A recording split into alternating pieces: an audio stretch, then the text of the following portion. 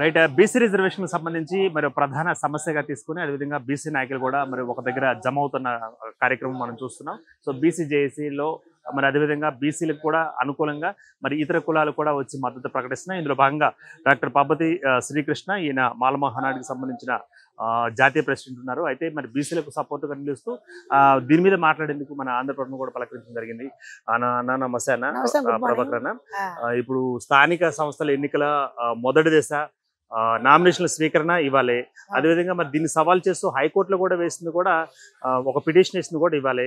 మరి హైకోర్టుకు సంబంధించి ఎటువంటి రిజల్ట్ వచ్చే అవకాశం ఉందంటారు? బీసీలకు న్యాయం జరుగుతుందంటారా? ఇప్పుడు ఈ రిజర్వేషన్స్ అనేది ఏదైనా సరే ఎస్సీలు కానీ బీసీలు కానీ ఎస్టీలు కానీ ఇంకేదైనా సరే ఎకనామిక్ వెల్ఫేర్ సెక్షన్ కానీ ఇదంతా కూడా పార్లమెంట్ జరగాలి. పార్లమెంట్కి దానికి ఫుల్ అథారిటీ ఉంటుంది. కోర్టులు ఏం చేస్తాయంటే ఏదైనా మిస్టేక్స్ ఉన్నప్పుడు సవరించే అధికారం ఉంటుంది అంతే తప్ప కోర్టుల ద్వారా రాజకీయం చేయడం తప్ప వేరేది ఏం లేదు. తర్వాత ఒక బిల్లు ఇక్కడ గవర్నర్ దగ్గర ఉంది. మరి బీజేపీలో దాంట్లో 4 ఎంపీలు ఉన్నారు. ఒక ఆయన మంత్రి కూడా ఉన్నాడు. ఒక ఆయన ఇంకా పార్టీ అధ్యక్షుడు ఆయన ఉన్నాడు. ఆయన గతంలో ఎమ్మెల్సీగా కూడా పనిచేసిండు. ఆయన న్యాయవాది. మరి ఆయన తెలియదా? కానీ ఇదంటే ఏంటంటే బీసీలను పిచ్చివాళ్ళని చేయడానికి నిన్ననే మేము ఒక స్టేట్మెంట్ కూడా ఇచ్చాము. స్థానిక ఎన్నికల్లో ఎస్సీల కంటే ఎస్టీల కంటే బీసీల కంటే అగ్రవర్ణాలకు ఎక్కువ ఇచ్చిండ్రు. ఎస్టీలకు 298 ఎంత ఇచ్చినట్టున్నారు సర్పంచులు మహిళలకు. అంటే మేము ఎంతున్నాం మరి బీసీలు ఎస్సీలు కలిస్తే దాదాపుగా 95 మించిపోతాం. ఆఫ్టర్ ఆల్ 3% 4% అటువంటి అగ్రకులాలు 3000 దాదాపుగా ఈ సీట్లు దాదాపుగా ఇస్తే మరి ఎట్లా బీసీలకు న్యాయం జరిగినట్టు చెప్పండి మీరు రాజకీయంగా. మరి ఇచ్చినటువంటి రిజర్వేషన్ల మీద ఒక బీజేపీ మాట్లాడలేదు, ఒక కమ్యూనిస్ట్ పార్టీలు మాట్లాడలేదు, మిగతా కమ్యూనిస్ట్ పార్టీలు సపోర్ట్ చేస్తూ ఉన్నాయి. కానీ మాట్లాడలేదు కదా, మాట్లాడుతున్నా కదా, మద్దతు ఇవ్వాలి కదా, ఎందుకు అడుగుతారు మరి? అంటే మీరు కాంగ్రెస్ మీ సీటు పోతుందనా? ఏం పోదుగా, 5 వరకు అట్లా ఉంటుంది కదా. పోనీ గెలువని సిపిఎం పార్టీ మాట్లాడలేదు కదా, మాట్లాడలేదు. మరి ఎవరు మాట్లాడలేదు దీని మీద? ఆర్ కృష్ణ తెలియదా? ఇది ఆర్ కృష్ణ రాస్తావా కదా. మీ ఆర్ కృష్ణ గారు వచ్చారా మరి మద్దతు ప్రకటించారా? ఇప్పుడు ఆయన స్టార్టింగ్ రోజే డ్రామా ఆడిండు. ఏమని? ఇదే అందరు తీసుకుపోయి మొత్తం గొర్రెల వేసిండు. అంటే మొత్తం గొర్రెల చేయడానికి రైట్ 100% బీసీలందరూ నా వెనక ఉన్నారు. నేనే జీవితాంతం నాయకుని. ఎప్పుడు కూడా జీవితాంతం ఒక నాయకుడు ఉండకూడదు కూడా. ఉండలేని రాజ్యం కోరుకున్నాడు అంబేద్కర్. నాయకులు లేని రాజ్యమే కోరుకున్నాడు అంబేద్కర్. కానీ వాళ్ళు ఏమైపోతుంది దుర్మార్గానికంటే మనిషి మాయమైపోయిందని చెప్పి అది రాసినట్టుగా అసలు మనిషి లేడు, మనసు లేదు. నిజంగా ఆర్ కృష్ణ కూర్చుంటే పార్లమెంట్ లో కాదా? ఎందుకంటే వీళ్ళందరికంటే ఎక్కువ పనిచేసిన ఆయనే కదా. బీసీల కోసం ఫీజు రియంబర్స్మెంట్ కావచ్చు, రెసిడెన్షియల్ స్కూల్స్ కావచ్చు, హాస్టల్స్ కావచ్చు, వీటన్నిటి మీద ఇప్పటి కొట్లాడుతున్నాడు కదా. మరి అంతే చిన్న విషయాలు కొట్లాడినటువంటి వ్యక్తి. ఇది జాతీయ సమస్య. ఇది కేవలం ఈ రాష్ట్రానికి పరిమితం కాదు. ఒకసారి పార్లమెంట్ పెడితే మొత్తం దేశవ్యాప్తంగా ఉన్నటువంటి బీసీలకు న్యాయం జరుగుతుంది కదా. తెలంగాణకి ఎట్లా ఇస్తుంది రిజర్వేషన్? కాంగ్రెస్ తప్పంటున్నావు. కాంగ్రెస్ సెంట్రల్ ఉందా ఏమన్నా? రైట్ కృష్ణ గారు, ఇప్పుడు ఈ రోజు హైకోర్టులో వేసిన పిటిషన్ ఈ రోజే తీర్పు ఇవ్వనున్న క్రమం ఉంది. అదేవిధంగా ఈ రోజే నామినేషన్లు కూడా ప్రారంభమైనాయి కదా. ఈ రెండు సంఘటనలు ఎలా తీసుకుంటున్నారు? ఏం జరిగే అవకాశం ఉందంటారు? నాకున్నటువంటి జ్ఞానం ప్రకారం ఏమంటే ఇది డిలే చేస్తారు. ఓకే. ఎందుకంటే ఏ కేసు కూడా వెంటనే చూడగలరు. వాళ్ళు కూడా దాని వెనక ఏముంది, ఎసెన్స్ ఆఫ్ ది పిటిషన్ ఏముంది, దాంట్లో ప్రజలు పనికొచ్చేది ఉందా లేదా రాజకీయ కోణం ఉందా లేదా ఇవన్నీ చూస్తారు కదా. జడ్జి తీర్పిచ్చే ముందు ఉట్టిగా రాడు కదా. రైట్. ఇప్పుడు స్థానిక సంస్థల ఎన్నికలు అనేవి జరుగుతాయా లేదా అన్నది కూడా ఒక ప్రశ్న బయట వినిపిస్తుంది. మీరేమంటారు? Already election commission of India ప్రకటించింది, స్టార్ట్ అయిపోయినాయి. ఇంకెట్లా ఆపుతాం మధ్యలో? అదొక అడ్రమాస్ బాడీ కదా. ఒకవేళ వాళ్ళు బీజేపీకి అనుకూలంగా ఉన్నారని తేలిపోయింది. మన బీహార్ ఎన్నికల్లో తెలిపోయింది. గతం జరిగినటువంటి తెలుగు ఆంధ్రప్రదేశ్ లో జరిగిపోయింది. 21 సీట్లు జనసేన ఎట్లా కలిసేది? అంటే పాయింట్ మేము ఒక సైంటిస్ట్ గా పాయింట్ 1 రాస్తాం. అంటే దాంట్లో 100% రాయం కదా. మీరు ఒక సబ్బు తీసుకోండి, పాయింట్ 1 రాస్తారు. 100% రాస్తారా? 100% జరిగింది జనసేనకు. అసలు క్యాడర్ లేదు ఆయనకు. ఎట్లా జరిగింది? మరి బీహార్ లో సర్వేలు మొత్తం ఎన్డీఏకి వ్యతిరేకంగా ఉంటే ఎన్డీఏ కూడా గెలిచిన తర్వాత కమిషన్ భారతీయ ఎన్నికల కమిషన్ పోయి చాలు కప్పిండు. ఇక్కడ మన తెలంగాణలో బీసీలకు సంబంధించిన వీళ్ళ సమస్య అనేది తీరే అవకాశం ఉందంటారా? హైకోర్టులో వీళ్ళకి ఫేవర్ గా వస్తుందంటారా, లేకపోతే వాయిదా పడే అవకాశం? వాయిదా పడుతుంది. ఏమంటారు? వాయిదా పడుతుంది ఖచ్చితంగా. నేను ఇంతకు చెప్పాను కదా, వాయిదా పడుతుంది. ఎందుకు పడుతుంది అంటే ఇప్పుడు ఎలక్షన్ కమిషన్ ఎలక్షన్ నడుస్తున్న సందర్భంలో ఒకవేళ అనుకూలం చేసినా ప్రమాదమే. ప్రజలు ఈ సమాజం అంటే రాజకీయ నాయకులకు వ్యతిరేకంగా ఇచ్చినా ప్రమాదం రాజకీయ నాయకులకు, రాజకీయ నాయకులకు. కాబట్టి వీళ్ళే ఎంత ఎంత విచిత్ర విషయం రాజకీయ నాయకుల గేమ్ అంటే ప్రపంచంలో ఎక్కడ జరగలే. మీరు పార్లమెంట్ లో ఉన్నారు. కాంగ్రెస్ ఉంది, టీఆర్ఎస్ ఉంది, బీజేపీ ఉంది, ఎంఐఎం ఉంది. ఎంఐఎం ఒక్కసారి మాట్లాడిందా? ఎంఐఎం అంటే ఇప్పుడు ఎంఐఎం కి మరి బీసీలు అంటే మక్కువ లేదంటారా, మక్కువ రాదంటారా? బీసీలు కాదు, జనం మీద ఎవరికి లేదు. వాళ్ళ ముస్లింలకు లేదు, వాళ్ళ ముస్లింల మీద వాళ్ళకి ప్రేమ లేదు. ఉంటే 5 సంవత్సరాలు వాళ్ళ నాయన పరిపాలించిండు, వాళ్ళు పరిపాలించారు. మరి పేదరికం ఇంకా ఎట్లా ఎందుకుంది? ఇంకా పేదరికంలో ముస్లింలు ఎందుకు ప్రాథమిక విద్య నోచుకోలేకపోతున్నారు? ఎందుకు మీరు నీ తమ్ముడు మీరు మాత్రమే కోటీశ్వర్లు అవుతున్నారు? ఎందుకు మీరు ఈడీ జరగలేదు, ఈడీ రైడ్ ఐటీ రైడ్ జరగలేదు? బెరగదా చెప్పింది కదా ఆయన, ఎంఐఎం అసలు వచ్చి చెప్పిండు కదా, ఎంఐఎం మేము ఇండియా కుటుంబం మద్దతు అని.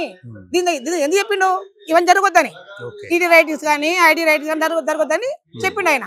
ఆయన ఎక్కడ నిలబడితే అక్కడ బీజేపీ గెలుస్తుందండి.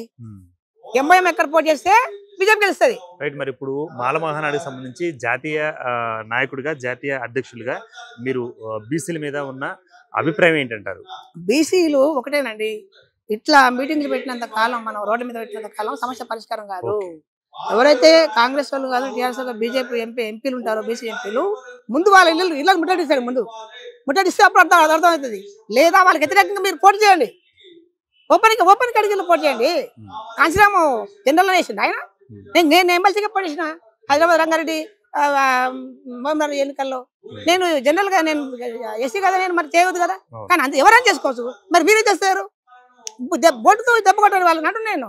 రైట్. ఇప్పుడు బీసీలకు కావాల్సిన మద్దతు మరి అన్ని కులాల నుంచి అందుతుందా? మరి బీసీలు ముందుకు వెళ్లే అవకాశం ఉందా?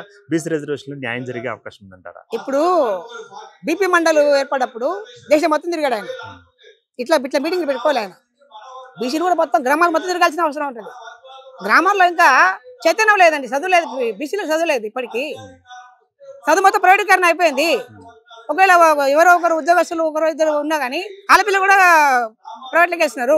నీకు ఇంకా పేదరికం ఇంకా ఉంది బీసీలలో, లేదంటున్నారా? చెప్పండి. ఇప్పుడు స్థానిక సంస్థల ఎన్నికలకు మాత్రమే 42% బిజినెస్ కోసం, అదే 42% రిజర్వేషన్ కోసం రాష్ట్ర ప్రభుత్వం చేస్తున్న ప్రక్రియ అనుకోవచ్చు.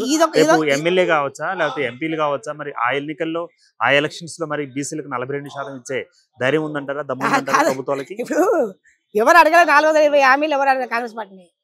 ఆయన మీద వ్యతిరేకంతో, లేకపోతే ఆయన మీద అహంకారంతో ఉన్నాడో, లేకపోతే ఆయన వ్యవహార శైలి నచ్చకనో, లేకపోతే 2 సార్లు ఇచ్చాం కదా, ఇంకోసారి కాంగ్రెస్ కాంగ్రెస్ ఇచ్చారు.